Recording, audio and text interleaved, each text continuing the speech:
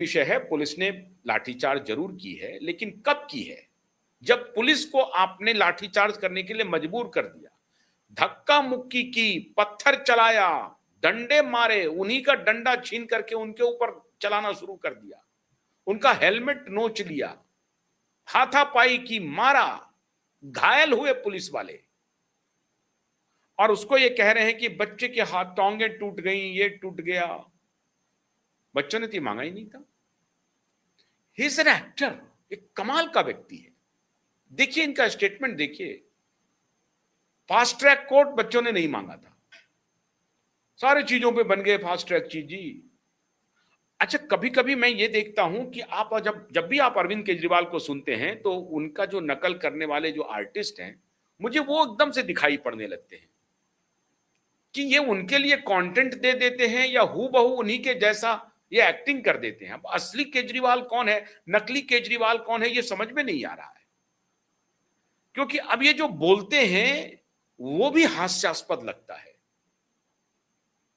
अब किस अंदाज में इन्होंने कहा, मतलब फास्ट ट्रैक कोर्ट तो बना दिए, काम तो बहुत अच्छा हो गया, बच्चों तो नहीं मांगा नहीं था। चालाकी देखिए, बच्चों ने तो मांगा ही नहीं था जी, बच्चों ने मांगा ही नहीं था, बच्चे तो कुछ और मांग कर रहे थे, आपने कुछ और दे दिया।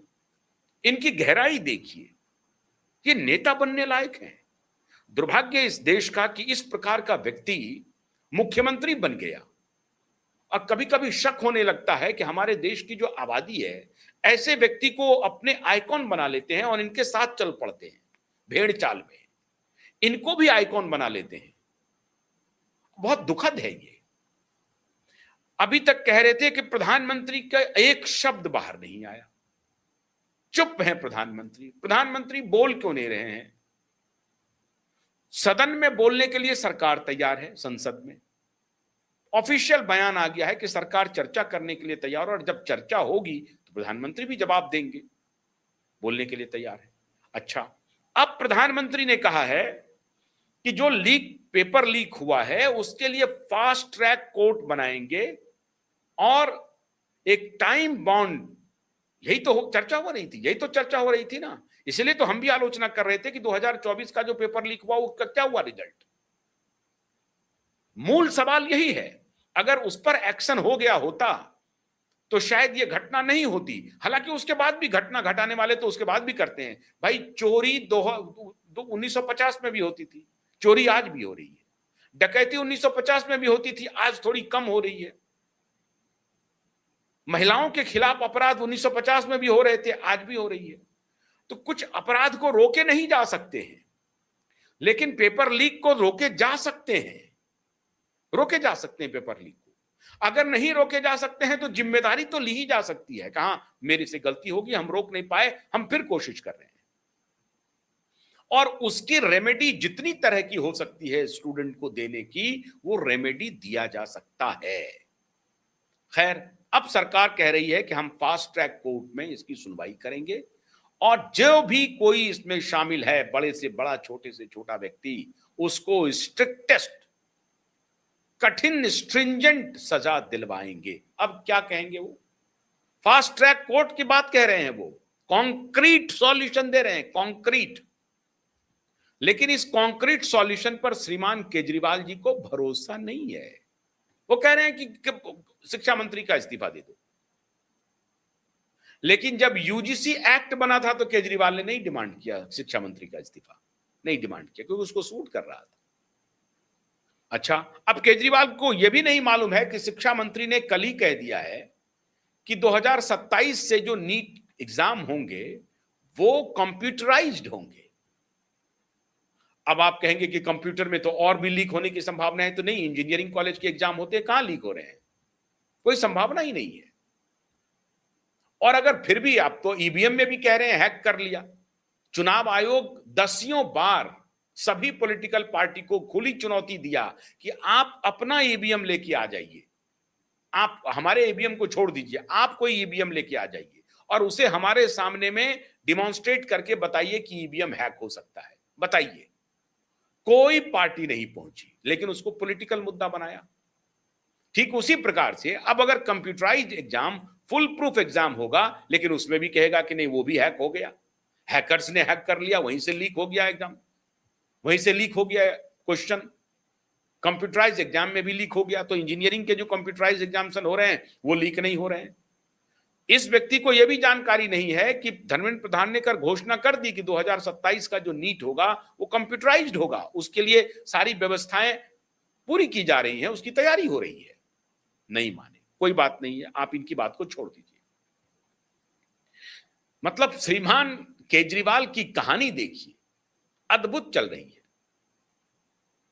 यह मानने को तैयार ही नहीं है केजरीवाल कि एग्जाम फुल प्रूफ, मतलब ये एजेंडा ये चला रहे हैं कि किसी भी तरीके से धर्मेंद्र प्रधान का इस्तीफा ले लो और फिर ये कहें कि इस्तीफा इसलिए दिया क्योंकि सरकार को कहीं ना कहीं इस बात का एहसास हुआ।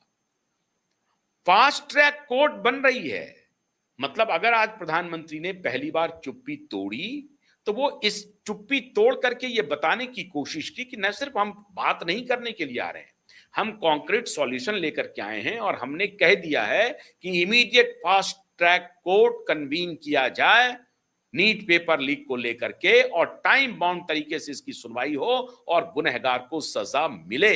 अब इससे अधिक बात और क्या हो सकती है, आप ही बताइए। बाकी जो डिमांड है स्टूडेंट्स के, उस पर भी सरकार विचार कर रही है। मैंने इसके पहले भी कार्यक्रम में बताया कि अगर जो सुसाइड किए हुए हैं उसके लिए क्या होना चाहिए।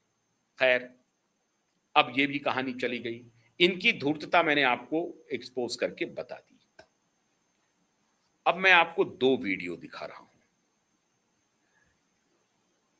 सीजेपी ने मुझे कहना भी, मैंने हंसी आ रही है मुझे, सीजेपी कॉकरोच जनता पार्टी, उन्होंने अपने एक नेता थे साहब, नेता नचनिया गवैया, एक नंबर के टुच्चे लुच्चे, दो कौड़ी के लोग, ये व्यक्ति उनके स्पोक्स पर्सन बने थे, श्रीमान दहिया जी। अब दहिया जी की परिपक्वता देखिए। दहिया जी को लोगों ने पकड़ लिया, ये बर्गर खाते हुए भाग रहे थे तो लोगों ने इनको पूछा कि भाई स्टूडेंट वहां लाठी खा रहे हैं, आप भाग रहे हैं, आप बर्गर खाने निकल गए हैं, आपने क्यों छोड़ दिया वहां पे। ये लोग करते क्या थे कि रात को होटल चले जाते थे, वहां से अपना घूम फिर के चले जाते थे और चुपके से किसी मेट्रो वेट्रो से कहीं पर निकल जाते थे अकेले। अब अकेले श्रीमान निकल रहे थे, किसी ने इनको पकड़ लिया, कैमरे में कैद कर लिया। बर्गर खाने वाली बात हुई, बर्गर खाने वाली बात हो गई वायरल होने के बाद सीजेपी ने इनको पार्टी से कर दिया निष्कासित, निकाल दिया। जुम्मा 4 दिन पार्टी बनी नहीं है और पार्टी के ये मजबूत पिलर थे, इंटरटेनर थे, नृत्य का प्रदर्शन करके वहां पे स्टूडेंटों का एक प्रकार से मनोरंजन करते थे ताकि स्टूडेंट भूखे प्यासे इनके नृत्य को देखते रहे। अद्भुत नृत्य शैली है इनमें। अब ये श्रीमान इसके पहले सनातन को, हिंदू धर्म को लगातार अपमानित करते रहे, गाली देते रहे, यहां तक कि वो प्रेमानंद महाराज को कहा कि मैं उसे महाराज क्यों मानूं। फिर ये इनको लगने लगा कि प्रेमानंद महाराज के प्रति लोगों की बड़ी श्रद्धा है, तो इन्होंने आसाराम बापू का जोड़ दिया और फिर आज उसी बात को दोहराया। अब मैं आपको श्रीमान दहिया जी का नृत्य कलाकार, जिनमें भविष्य दिख रहा था आंदोलन जीवियों को जिनमें भविष्य दिख रहा था, और दृष्टा, इतने बड़े दृष्टा आ गए हैं जो देश चलाएंगे, बड़े दृष्टा हैं। इनके दर्शन को देखिए। अब श्रीमान के दर्शन को देखिए। मैंने बहुत पहले बताया हुआ है कि देखिए, इन लोगों को प्रोटेक्शन भारत में देने के लिए एक गैंग है, वो वीडियोकॉन टावर के बगल में रहता है और वहीं से वो पूरा खेल करता है। नॉर्वे, नीदरलैंड, फलनालैंड, चिल्नालैंड, इस टाइप के लोगों से वो एडिटर गिल्ड्स और ये सब पूरा कारोबार चलता है, पूरा धंधा।